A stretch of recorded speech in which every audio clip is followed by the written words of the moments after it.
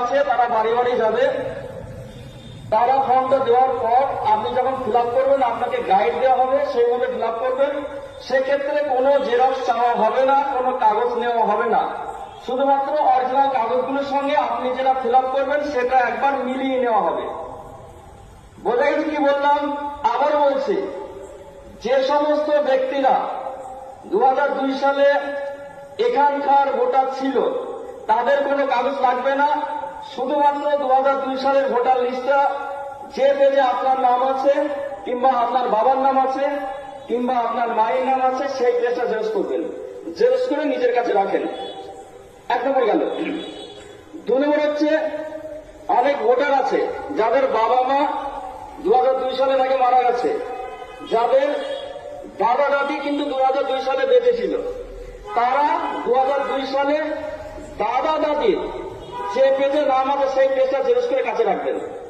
আবার বলছি, যে সমস্ত ভোটারদের বাবা মা 2002 সালে আগে মারা গেছে কিন্তু তাদের দাদা দাদি একজন কিংবা দুজন জীবিত ছিল, তাদের যে পেজে নাম আছে বা ছিল সেই পেজটা জেরক্স করে কাছে রাখেন। আর কোনো জেরক্স করার কিংবা কোনো ডকুমেন্টস জেরক্স করার প্রয়োজন নেই। 3 নম্বর কেস, যে সমস্ত ব্যক্তিদের বাবা মা দাদা দাদি 2002 সালের আগে মারা গেছে, তারা যেটা করবেন, যদি নানা নানি থাকে, নানা নানি যেখানেই বাড়ি হোক না কেন, আপনার যদি ভারতবর্ষের যে কোনো প্রান্তে বাড়ি হয়, সেখান থেকে আপনি যে ভাষায় হোক না কেন সেই ডকুমেন্টসটা তুলে নিয়ে আসবেন।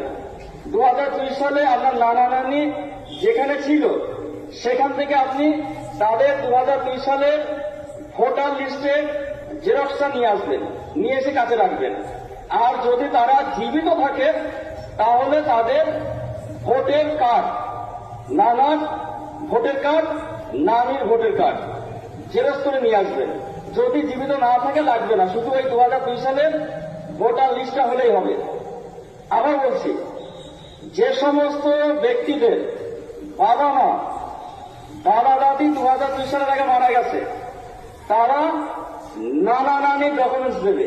নানা নানি যদি মারা যায়, বর্তমান মারা গেছে কিন্তু 2002 সালের ভোটার লিস্টে তাদের নাম ছিল, তাহলে তিনি 2002 সালের যে পেজে নানা নানির নাম আছে সেই পেজটা জেরক্স করে নিয়ে আসবেন। যদি নানা নানি জীবিত থাকে তাহলে তাদের বর্তমান যে ভোটের ছবিটা সেই ভোটের কার্ডটা জেরক্স কপি নিয়ে আসবেন, আর কোনো কাগজ লাগবে না। এবার 4 নম্বর কেস, যে সমস্ত